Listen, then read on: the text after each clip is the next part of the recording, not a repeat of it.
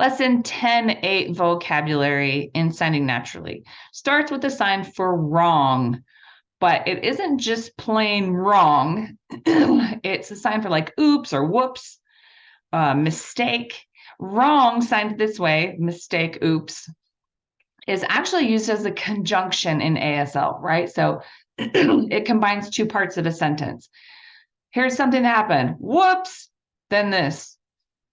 All right, so this is signed with a Y hand shape. Wrong just comes straight at your chin. But this, excuse me, this conjunction with whoops and oops kind of thing. Oops. It's kind of, when it's used as a conjunction, it's kind of like, here's what went wrong. Here's what happened. So make sure you have that sort of whoops expression as well. Hamburger, two C, they're not like straight C, they're like really loose C's. Start one this way, then one this way. It's how you make hamburger patties. You kind of pat them, right? So hamburger. Hot dog. You want a C hand shape. It's kind of like a squished C a little bit, not like really C. On your non-dominant hand with your palm facing up. That's the bun. Hot dog is going to be a one hand shape, and it will go in the bun. Okay, so hot dog.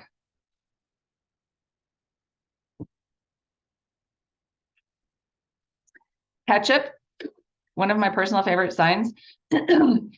You don't see this doesn't happen as much anymore because we have plastic containers, but back in the olden days, ketchup came in glass bottles and it was really thick and hard to get out, right? So you'd have to hit the end of the ketchup to get it to come out, and that's the sign for ketchup. Mustard is just finger spelled. Salad, you want two bent 5 hand shapes. Palms will face up, and it's like you're tossing a salad.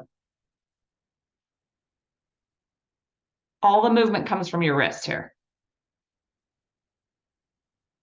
Salad. Salt is two V hand shapes. You want your both palms face down, but you want your dominant hand on top because it will do the moving, and it does this like wiggle, wiggle back and forth movement. So salt. Pepper, more correctly in ASL, is signed with an F hand shape, and it's kind of just like you're sprinkling it on your whatever, pepper. You're peppering it. I have seen it with an initialized English P, but the F hand shape is more popular these days in ASL. Napkin, you want a squished O hand shape, and you just dab the side of your mouth. You can dab both sides, napkin. Fork. Fork is going to look a lot to you like the sign for stand, but it repeats. Fork. Like you're poking, your potato or something with a fork. Non-dominant hand, dominant hand. Spoon. So you want kind of a cupped hand shape, palm facing up on your non-dominant hand, a U that's bent on your dominant hand, and then you are going to spoon it up. Now this looks a lot like soup. Soup comes all the way up to your mouth. Spoon is just kind of down here, but they look very similar. Knife,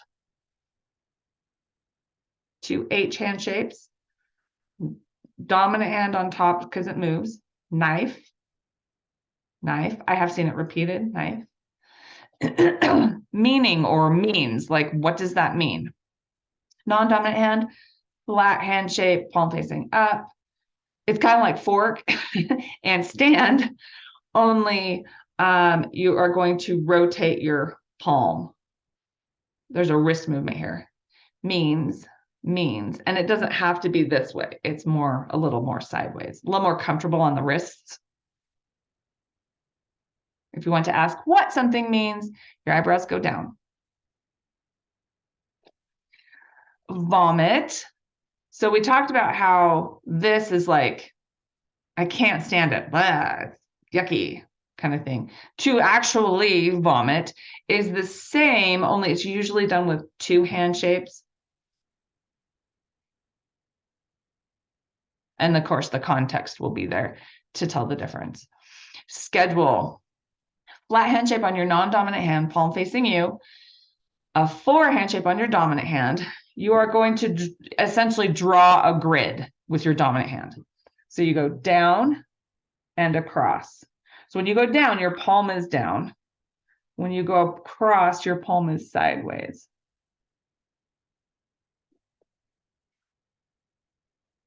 And that's schedule, or it can also mean calendar. Then we have quote, like you might think, quote. For something to be cracked or split, you do a flat hand shape with your dominant hand and you kind of just draw a crack with the edge of your hand, right? Crack. To be broken, to break. Two S hand shapes. Let's see, palms are down and they're touching, and then you break them apart. Break or broken. Now, the next sign is the sign for and. Now, like formally in ASL, there isn't a sign for and. We talked about this in ASL 1. In ASL, it's more correct to use shoulder shift. So I like bananas and apples. With your head nod, right, to indicate and. Or it's very common in ASL to use the sign plus. I like bananas, apples. However, the English sign for and is commonly used in the deaf community. And so that's why it is in this lesson, even though it's so English, so to speak. All right, so and you want a 5 hand shape that's a little bit relaxed, okay? So it's not flat, straight, it's just kind of relaxed, all right? And you point it sideways, your palm, and then you close it as you move. So you start kind of in front of your body, then your movement goes away from your body. So if you're right-handed, it goes to the right. If you're left-handed, it goes to the left.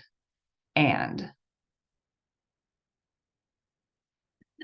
the last sign on this in this lesson is not necessarily a sign. It's an ECL, which is called an element classifier. An element classifier shows the property and movements of elements like fire, air, and liquid. So if you, for example, spill mustard on your shirt, that's sort of a classifier. Maybe it's dripping down this way or whatever, but those are element classifiers that show what properties do and how they move, like fire, air, and liquid. All right, that is lesson 8-10.